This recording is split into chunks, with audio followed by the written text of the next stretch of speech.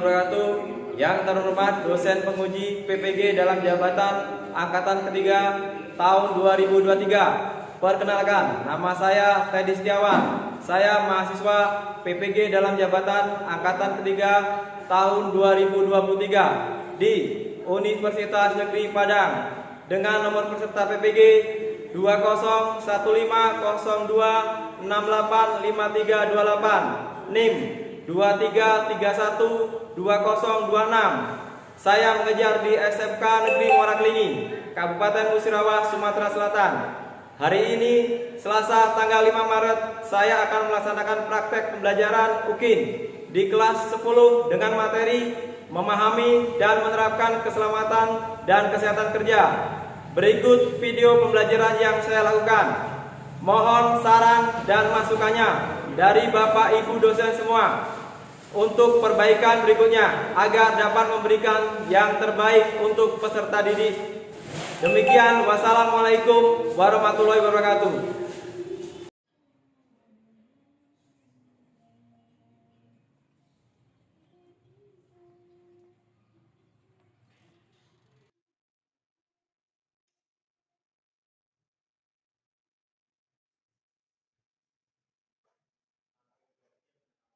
Ya, assalamualaikum warahmatullahi wabarakatuh. Waalaikumsalam warahmatullahi wabarakatuh.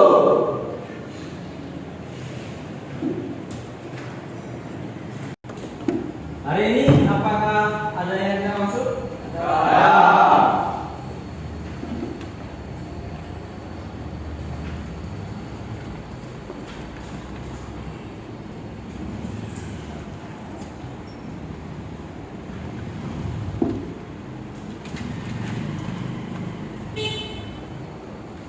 Kalau nggak ada orangnya, izin atau apa ya? Ya. Ahmad Ridho? Arjuna? Hadir. Bagas Adi Putra? Dapa? Hadir. Bayu? Doni Irwansa? Erlangga? Habib Rizik? Ya. Hermawan? Imam Fauzi? Indra Adi Saputra? Kiki Setiawan? Maisel Ade Pratama? Muhammad Afif? Okta Noviansa? Rahmat Rafli? Raihan Agus Pratama? Sahrul Wahidi? Sigit Riyadi? Wahyu Agustin? Hadir, Pak. Jadi hari ini banyak apa ya? Jadi saya harapkan untuk minggu depan hadir semua, ya. Karena apa? Ini bisa mengurangi nilai kalian, ya. Karena absensi itu masuk dalam penilaian, ya.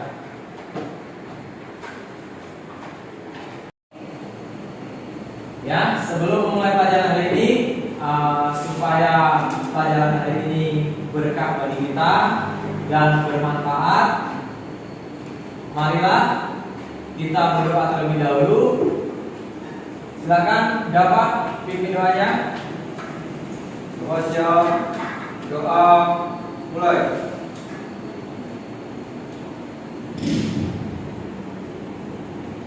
Doa selesai. Ya, terima kasih.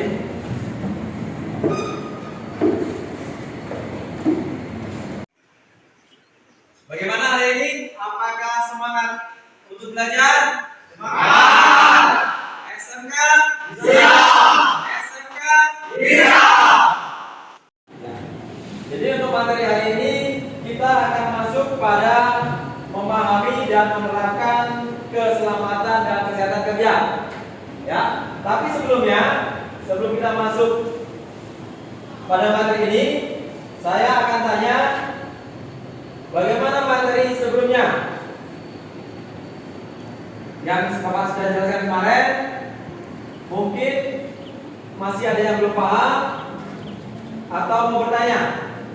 Silakan. Untuk materi kemarin ada yang mau ditanyakan? Ya. Baiklah. Kalau memang tidak ada yang ditanyakan, kita akan masuk pada materi. Ya, apa yang kalian ketahui tentang K3? Coba kalau ada yang bisa jawab. Ya, silakan. Fungsi untuk mencegah terjadinya kecelakaan pada saat bekerja atau pada saat kita bekerja. Iya, jadi keselamatan dan kesehatan kerja ini manfaatnya apa? Mencegah terjadinya kecelakaan pada saat bekerja. Ya, ya, terima kasih, Bayu. Ya, atas jawabannya. Tujuan pembelajaran tentang K3 ini peserta didik diharapkan yang pertama memahami prinsip dari keselamatan dan kesehatan kerja. Itu yang pertama ya. Jadi kita harus tahu bagaimana konteksnya keselamatan dan kesehatan dalam bekerja.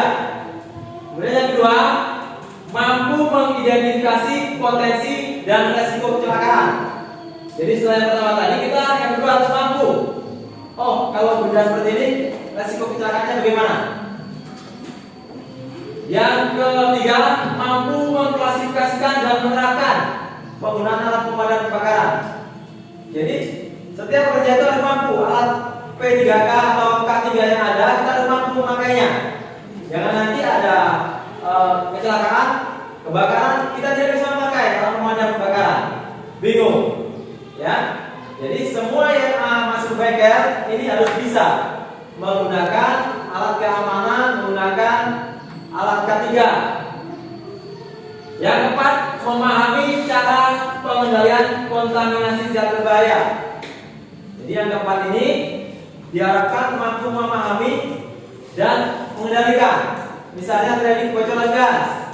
Kemudian ketika kita di bengkel itu servis ringan atau servis motor, ini kan kita menghidupkan motor. Nah, gas hasil pembuangan ini harus bersih ya, tidak mengkontaminasi ruangan. Ya, sebagai seorang montir atau pekerja dalam satu bengkel atau perusahaan, kita harus mampu mengutamakan keselamatan kerja. Jelas, ketika kita masuk ke bengkel itu, kita ada peraturan banyak. Utamakan selamat. Nah, di sini karena apa? Keselamatan pekerja itulah yang paling utama. Jadi diharapkan setiap pekerja kita harus menggunakan APD, alat pelindung diri. Ya. Bisa kita lihat apa saja alat pelindung diri yang ada di bengkel. Bisa disebutkan coba. Yang pertama, helm. Helm, iya. Apa fungsi helm ketika kita bekerja? Untuk melindungi kepala. Untuk melindungi kepala. Yang kedua, sepatu. Apa fungsi sepatu? Melindungi kaki. Melindungi kaki dari benda yang tajam atau benda yang tumpul yang jatuh. Ya. Ya. Jadi intinya melindungi kaki. Yang ketiga apa? Kacamata. Kacamata. Untuk melindungi mata dari benda-benda berbahaya yang bisa merusak. Contohnya apa? Ketika kita bekerja di bengkel menggeledah, itu kan banyak komponen yang berterbangan.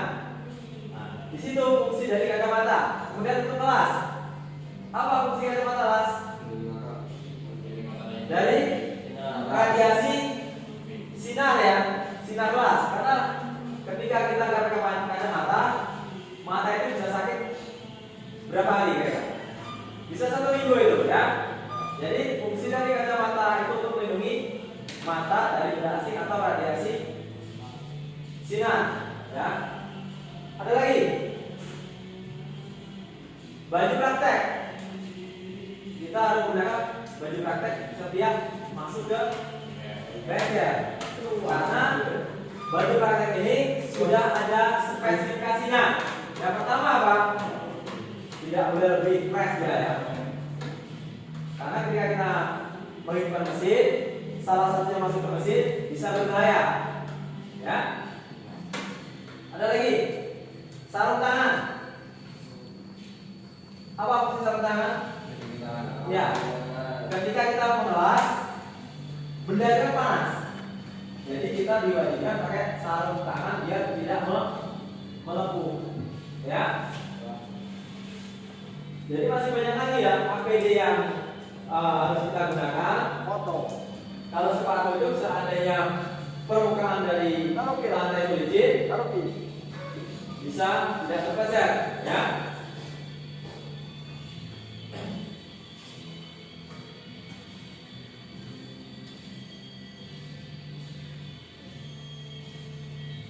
Kemudian mengidentifikasi potensi dan resiko kecelakaan.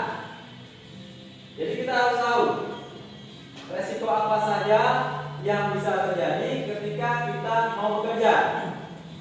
Misal, ketika kita mengelas, resiko apa yang bisa terjadi? Yang pertama, mati mana sakit itu kita harus bisa tahu ya. Kemudian apa? Coba lagi. Ya. Kemudian apa Pak?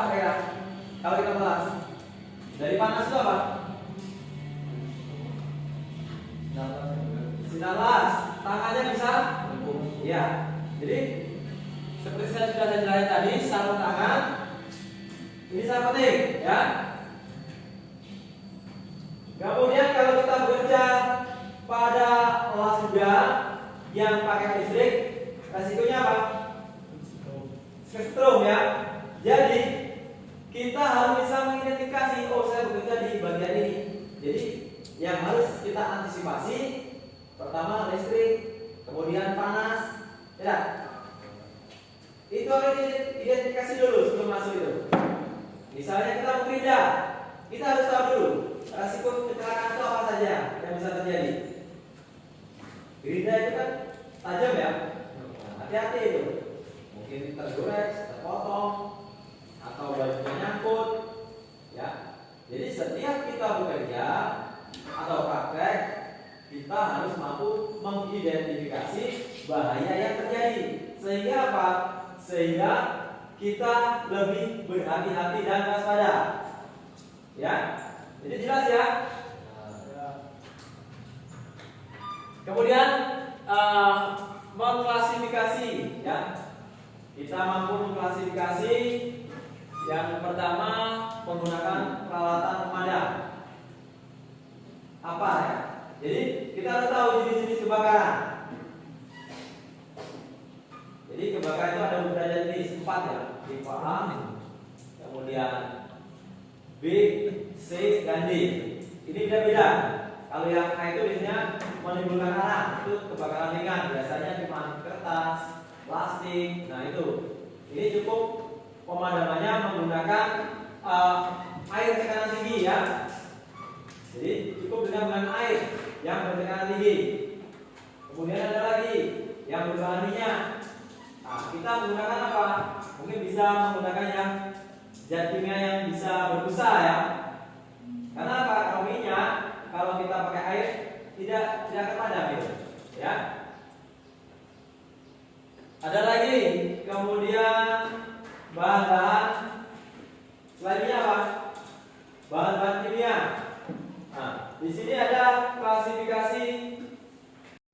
Nah, di sini ada klasifikasi kebakaran. Kelas A-nya ini kebakaran kelas A merupakan bentuk kebakaran benda mudah terbakar.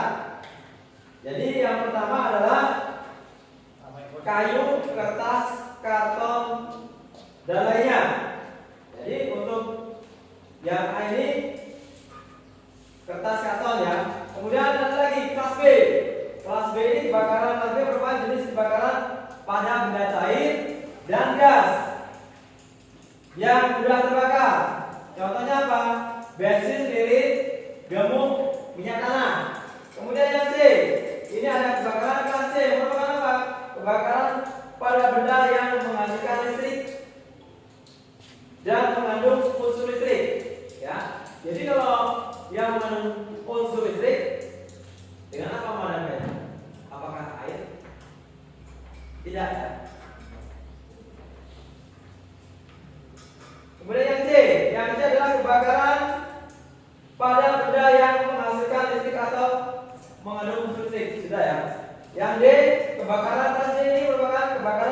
logam yang mudah terbakar. Contohnya apa? Zodium dan litium serta radium, ya. Nah, jadi kita masuk ke apar, ya. Jadi apar ini apa? Alat iya, ialah alat pemadam yang mudah digunakan oleh satu orang. Bentuknya apa biasanya? Apa itu? Tabung. Ya, ini tabung. Tabung ini cukup kita angkat satu orang aja sudah cukup. Ya. Kemudian sumber potensi penyebab kebakaran. Ya. Di sini ada api terbuka, kemudian permukaan panas, peralatan listrik, dan reaksi eksotermal. Jelas? Masuk 3 kelompok. Ya. 1, 2, 3 sudah gabung aja apa? Nah, ini satu lagi, ini coba. Nah, saya kasihnya langsung ya. Nah.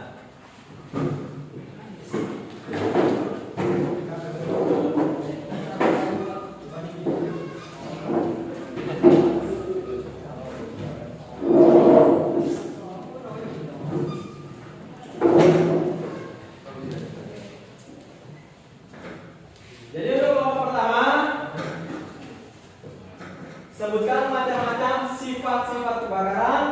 Kemudian pertanyaan kedua, sumber potensi kebakaran. Ya.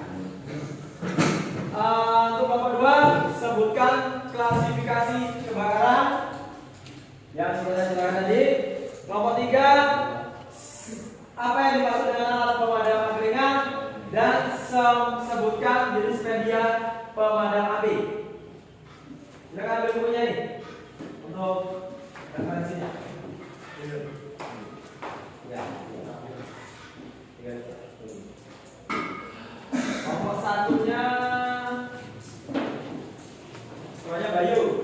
Kelompok duanya Dapal.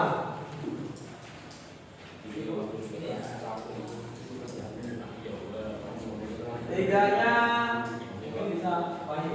Sip ya, saya baca bisa dikerjakan ya. Jangan cuma duduk aja ya.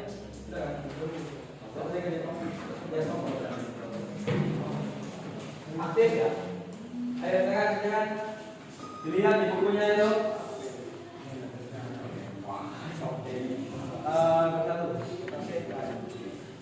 Satu. Apa?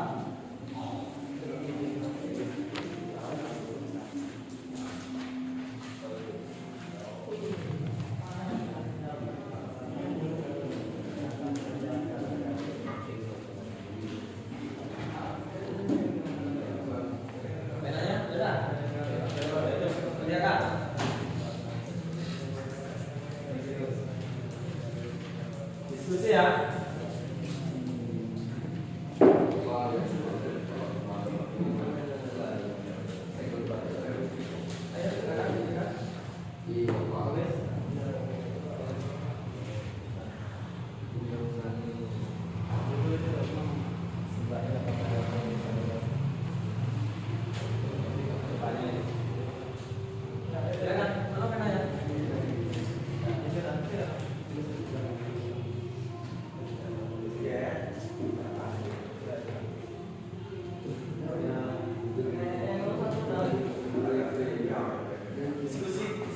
Diskusikan ya.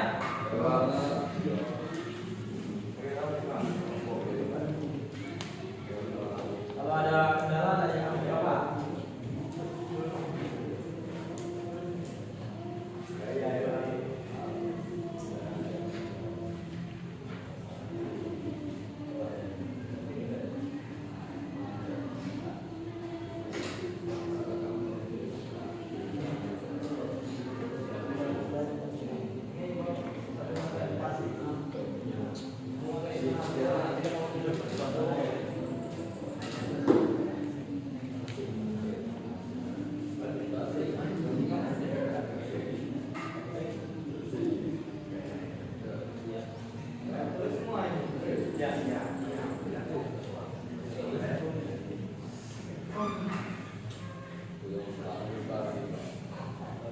Ada kendala enggak?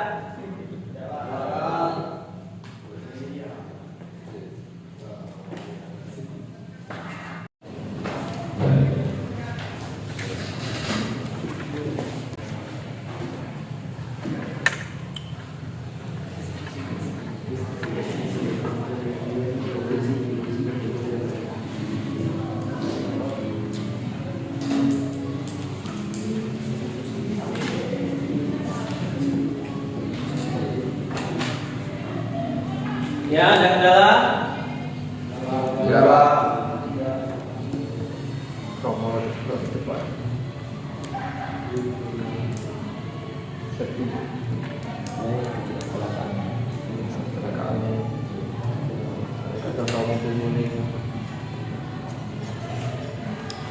Untuk kelompok 3 ada kendala? Tidak apa-apa.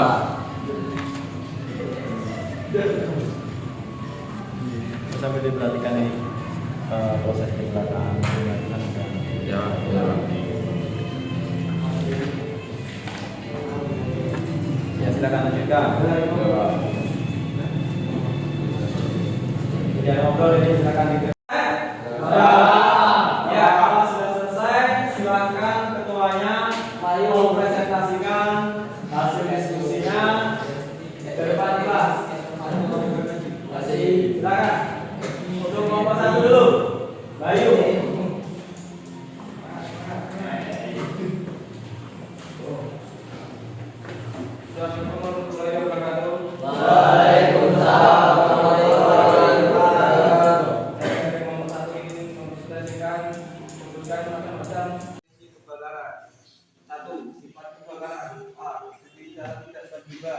B. Tidak mudah dipadamkan jika tidak segera dipadamkan. C. Kebakaran akan padam dengan sendirinya jika keseimbangan hubungan tiga unsur segitiga api tidak terpenuhi lagi. 2. Sumber potensi kebakaran. 1. Api terbuka. 2. Permukaan panas. 3. Peralatan listrik. 4. Reaksi eksternal. 5. Gesekan mekanis. 6. Loncatan bunga api listrik. Ya, itulah dari kelompok 1 yang dapat kami sampaikan. Assalamualaikum warahmatullahi wabarakatuh. Dari tepuk tangannya. Ya. Terima kasih untuk kelompok 1. Silakan kelompok 2 ada apa? Assalamualaikum warahmatullahi wabarakatuh. 1, 2, 3 mulai. Oke, assalamualaikum warahmatullahi wabarakatuh. Waalaikumsalam warahmatullahi wabarakatuh. Saya perwakilan dari nomor 2 ingin menjelaskan klasifikasi kebakaran. Kelas A. Kebakaran kelas A merupakan bentuk kebakaran pada benda yang mudah terbakar yang dapat menimbulkan arang kebakaran. Contohnya kayu, kertas, plastik. Kelas B. Kebakaran kelas B. Jenis kebakaran mudah cair dan gas yang mudah terbakar. Contoh bensin, thinner, gemuk, minyak tanah. Dan kelas C. Kebakaran kelas C merupakan kebakaran pada benda yang menghasilkan listrik. Kelas D. Kebakaran pada logam mudah terbakar. Contohnya sodium, lithium, dan radium. Oke, sekian saya akhiri. Wassalamualaikum warahmatullahi wabarakatuh.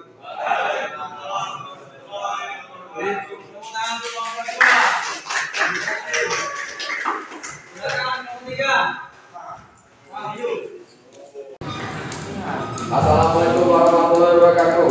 Waalaikumsalam warahmatullahi wabarakatuh. Saya dari kelompok 3 ingin menjelaskan alat pemadam api ringan. 1. Apa yang dimaksud alat pemadam api ringan? Apa? 2. Sebutkan jenis media pemadam api. 1. Alat pemadam api ringan atau apa adalah alat ringan yang mudah digunakan oleh satu orang untuk memadamkan api apabila terjadi kebakaran. 2. Jenis-jenis media pemadam api. A. Alat pemadam api jenis cair.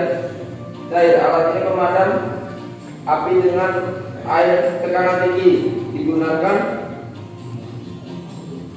memadamkan api pada jenis bahan-bahan seperti kertas, karet, plastik. B. Alat pemadam jenis busa.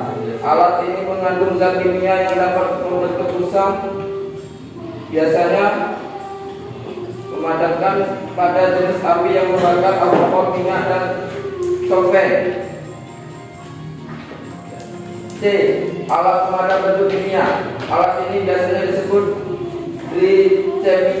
chemical powder, grill, Extinguisher merupakan alat pemadam api yang mengandung kimia, biasanya efektif memadamkan di semua kelas kebakaran. Itu yang dapat saya sampaikan dari kelompok 3 tentang apa yang dimaksud alat pemadam api ringan atau apa. Assalamualaikum warahmatullahi wabarakatuh.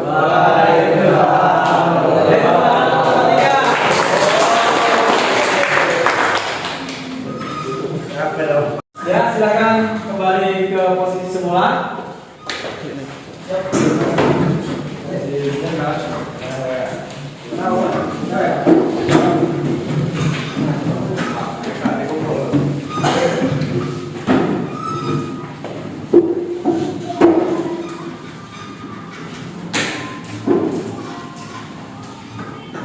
Jadi kalau saya lihat tadi dari hasil diskusi bersama teman-teman sekelompok dapat disimpulkan bahwasanya kalian sudah mengetahui apa macam-macam apa, kemudian dari kelompok 1 tadi sudah tahu tentang bagaimana menangani api, ya. Jadi saya harapkan setiap kita masuk ke bengkel, aturan dari K3 ini harus ditaati, ya. Jangan sampai nanti terjadi kecelakaan yang bisa membuat cacat atau kematian, ya. Jadi patuhi semua aturan yang ada pada bengkel, terutama pada penggunaan alat pelindung diri, ya. Sudah paham semua tentang ini? Penggunaan apa? Alat pemadam api ringan? Ya. Bagaimana pelajaran hari ini? Bila pelajaran hari ini menarik dan bisa dimengerti, angkat jempol kalian. Tapi bila pelajaran hari ini kalian tidak mengerti atau tidak memahami, silakan turunkan jempol kalian ke bawah. Bagaimana pelajaran hari ini? Menarik. Ya, terima kasih. Ya, terima kasih untuk materi hari ini. Sudah cukup sampai di sini. Kemudian untuk minggu depan, minggu depan kita akan masuk ke materi memahami prosedur dan perlengkapan pertolongan pertama pada kecelakaan. Jadi saya harapkan setelah kalian tahu materinya, di rumah kalian harus coba baca-baca atau cari di HP, ya. Ya, silakan berdoa sebelum kita mengakhiri pelajaran. Semoga nanti di perjalanan tidak ada halangan apapun dan selamat sampai tujuan.